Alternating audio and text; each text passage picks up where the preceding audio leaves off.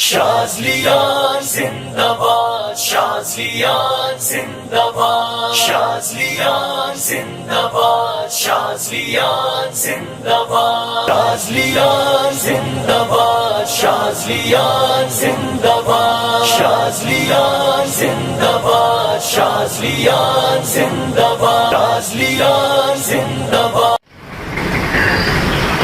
نفسیاتی ہو گئے بس۔ تو نفسیات کا مرض کس سے پیدا ہوتا ہے؟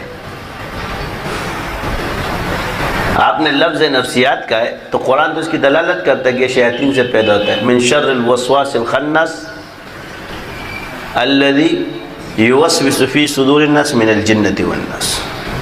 جب آپ نے اس کو نفسیاتی مان لیا تو جنات کا وجود خود بخود ماننا پڑے گا، کیونکہ وسوسے مرض سے نہیں آتے، وسوسے ڈالتا ہی شیطان ہے۔ وسوسے کون ڈالتا ہے؟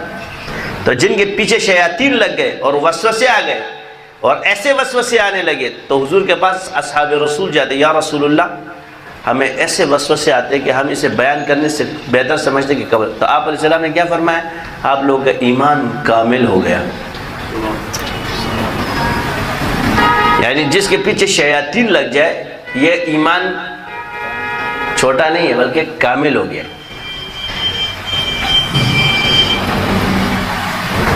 خود کہتے ہیں کہ جی چور اس گھر میں کبھی نہیں جاتا۔ کیا؟ چور اس گھر میں کبھی نہیں جاتا جس میں خالی ہو، چور وہاں ڈاکہ مارتا ہے جہاں مال ہو، اس لیے جادوگر بھی وہاں جائے گا جہاں مال ہو۔ شیطان بھی ایک جادوگر ہے، تو جس کے پاس ایمان ہو وہ اسی پہ جادو کرے گا۔ جی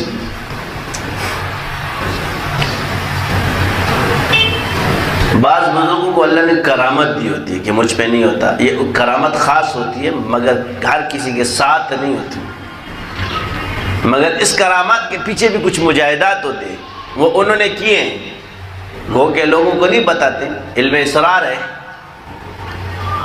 لیکن جن کو بتائے ان کو پتہ ہے۔ اب میں نے کتاب پڑھی، میں اس لائن پہ کیسے آیا؟ قاری صاحب نے، میں بھی ایسی تھا، نہیں ہوتا جادو میرے پہ، یہاں سے کان سے پکڑا، بس ایسی کہا بھائی جب حضور پہ جادو ہے، تمہارا بزرگ بہت بڑا ہے لیکن جب حضور پہ جادو ہے تو کورٹ میں تو کہنا گئی نا کہ حضور بڑا ہے میرا شیخ بڑا ہے۔ وہ کان ایسے اور وہ کان آج ہی چل رہے ہیں، تو اس راہ پہ چلانے والے ان بزرگان دین، ہر بزرگ کا اپنے ایک رنگ ہے، اللہ نے ان سے کام لینا ہے۔ ہمارے بھائی کی طبیعت خراب تھی، سارے وہ پیر صاحب کے چلے میں بگڑا، استاد بولتا تھا کہ یہ تو میں قاری ضیاء اللہ شاہ صاحب کو یوں سلب کر دوں گا، کیسے؟ ایسے۔ تو میرے اس کی لڑائی ہوتی تھی، میں نے کہا تیرا استاد چھوڑو ہے حرام سے بیٹھ۔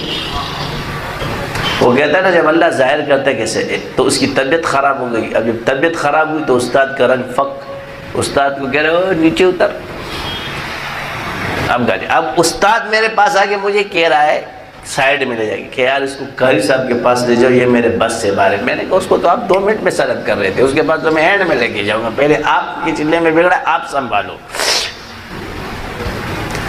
تو وہاں تک لے کر گئے، وہاں سے جو نا وہاں بھی اس کا پیر صاحب تھا بڑا، اس سے بھی کنٹرول نہیں ہوا۔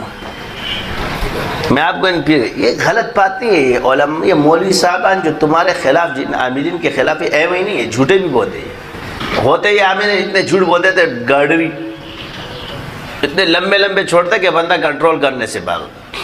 آپ لوگوں کے نفسیات سے کھیلتے ہو، وہ جھوٹ ہے، ایک سچ سچ بات بولنے سے کیوں مرتے؟ تو اب استاد میں تو چلے میں وہاں سے اٹھایا سیدھا حضرت کی، جیسے ہی حضرت کے دروازے پہ ہم نے کھڑا کیا، بندہ کہتا ہے میری رسیاں کھولو میں ٹھیک ہو چکا ہوں۔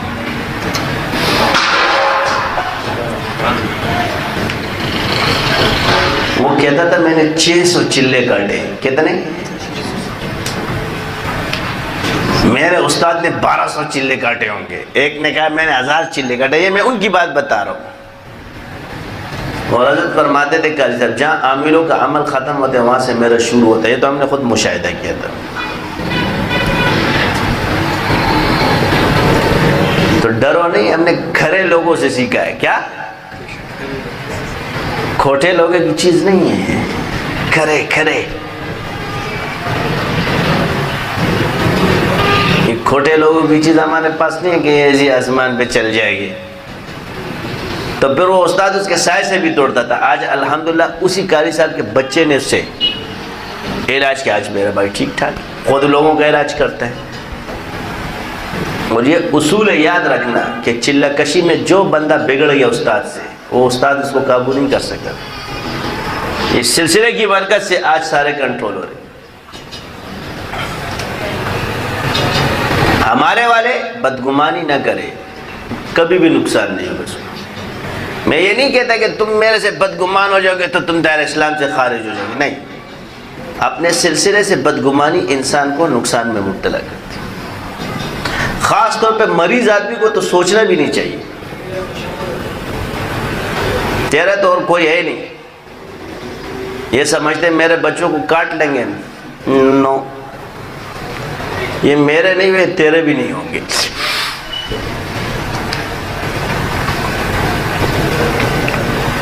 اپنے نمازوں کو مضبوط کرو، کلمہ کا ذکر کثرت سے کرو. یہ عموم میں رکھو، کلمہ، استغفار، درود شریف، نماز، قرآن.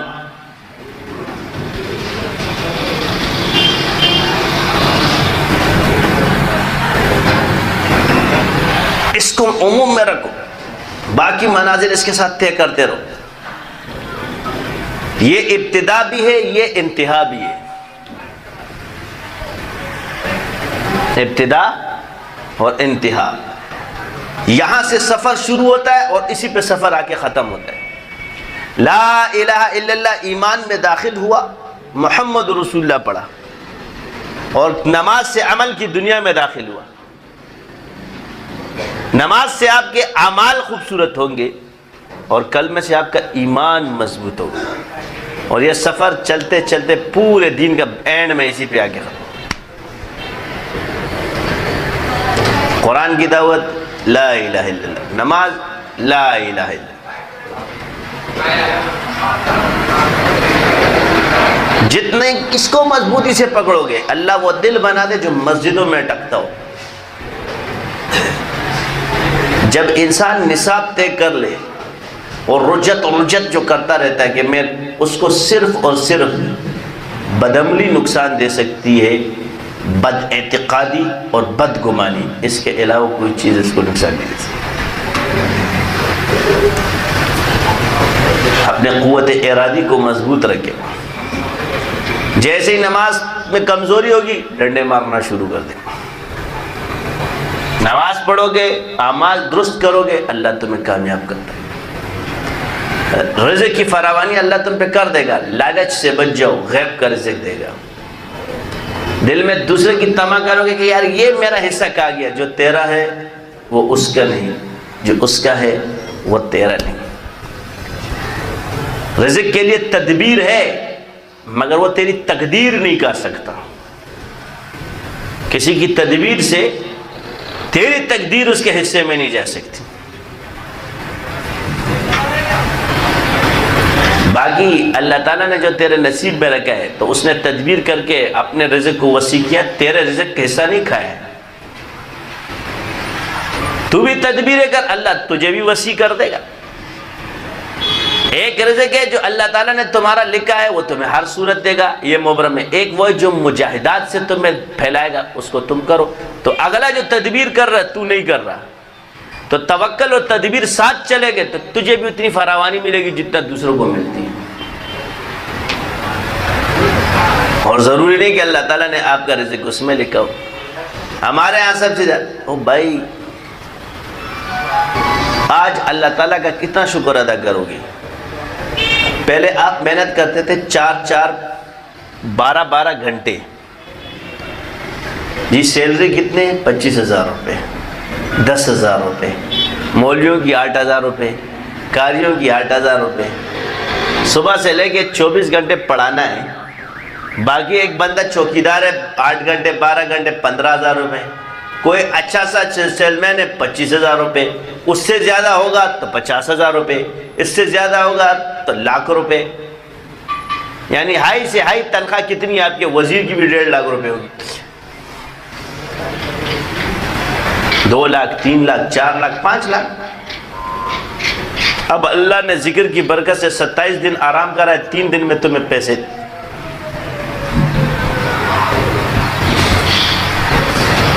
دنیا کی محنت کم لی، اپنی عبادت زیادہ.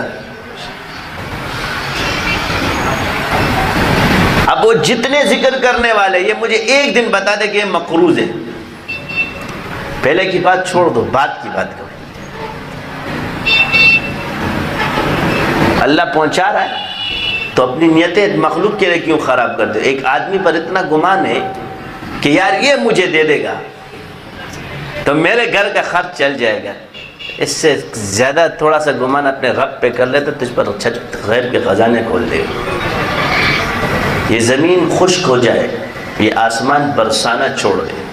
ایمان اس طرح رکھو، یہ زمین خشک ہو جائے، یہ آسمان برسانا چھوڑ دے، اللہ تب بھی مجھے رزق دے گا. میرا کام ہے نکلنا نیت کر کے، یہ نہیں کہ یار میں کام پہ تو جا رہا ہوں یا اللہ کوئی کام نہ آئے. یہ جو اکثر آتا ہے نا جی ہمارا کام نہیں ہوتا ہے، یہ کام ہوتا ہے تمہارا، تمہاری نیت خراب ہوتی ہے. تم گھر سے نکلتے ہو کہتے ہو کوئی کام نہ آئے، آرام سے واپس آؤ جاؤ تاکہ بیگم سے لڑائی نہ ہو. میں گیا تو تھا، آئی نہیں. نیت کرو اور فکر کرو، اللہ تمہیں دے گا. اب یہ کہنا کہ جی اللہ پر توکل کر کے بیٹھ جاؤ، تدبیر بھی نہ کرے اور صرف تقدیر کے آسرے. تقدیر تو غیب ہے مگر تدبیر اختیار میں، اور جو چیز اختیار میں ہے آپ اس کو کرو گے.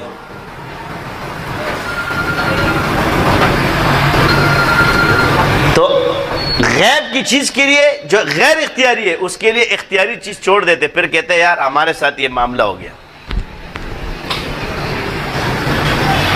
تو پھر الزام کس پہ آتا ہے؟ جی میرے تقدیر میں لکھا تھا، وہ میرے ڈراموں میں آج کا سسٹم شروع کر دیا، وہ ایک نے کلپ ہے کہ یہ تقدیر کے منکر بنا رہے. تقدیر تیرے اختیار میں نہیں ہے مگر تدبیر تیرے اختیار میں. تقدیر غیب ہے، تجھے کیا پتا کہ اللہ نے تیری تقدیر میں کیا لکھا. ہو سکتا ہے اللہ تعالیٰ نے تیرا رزق اس تدبیر میں لکھا، مگر ایک چیز ہے کہ جو لوگ اللہ کی راہ میں خرچ کرتے ہیں اور دوسرے کے حقوق کی پاسداری کرتے ہیں، ان پر امتحان تو آ سکتا ہے مگر مفلسی نہیں آ سکتی.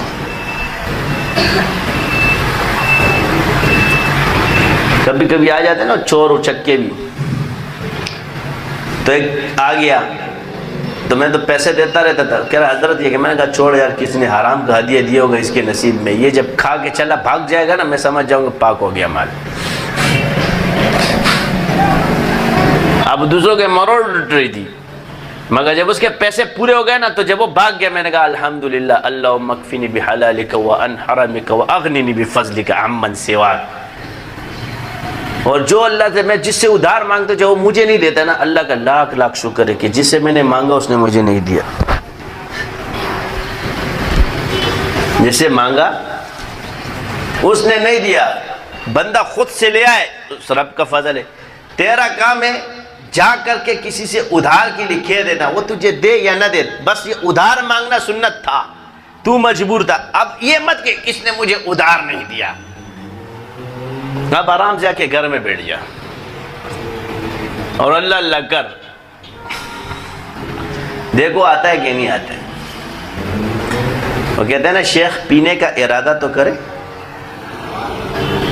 نہر کوثر سے منگا لی جائے گی. تو بھائی بات یہ ہے کہ حاجت روائی کے طریقے اگر مخلوق سے چاہو گے تو اس کی منت کرنا پڑے گی. اب مخلوق کی عبادت تو آپ کرنے سے رہے تو اللہ تو پڑے گا. تو لاؤ ہے خدا کے لیے اس کے سامنے منہ بنانے سے بہتر ہے وَاسْتَعِينُوا بِالصَّبْرِ وَالصَّلَاةِ. بات ہے کہ دونوں جگہ منت ہے تو اس منت سے اللہ کی منت کر لو. بہترین محنت کر لو. یہاں مانگتے ہو تو ان کے ماتھے پہ بل پڑ جاتے ہیں, وہاں نہیں مانگتے تو وہ ناراض ہوتے ہیں. کتنا فرق ہے. یہ لیس کمثلہ شیء. وہ مانگنے سے خوش, نہ مانگنے سے ناراض ہوتے ہیں. یہاں مانگنے سے ناراض اور نہ مانگنے سے خوش ہوتے ہیں.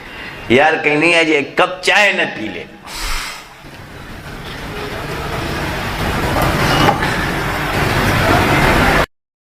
شاذلیان زندہ باد, شاذلیان زندہ باد, شاذلیان زندہ باد, شاذلیان زندہ باد, شاذلیان زندہ باد, شاذلیان زندہ باد, شاذلیان زندہ باد, شاذلیان زندہ باد, شاذلیان زندہ باد.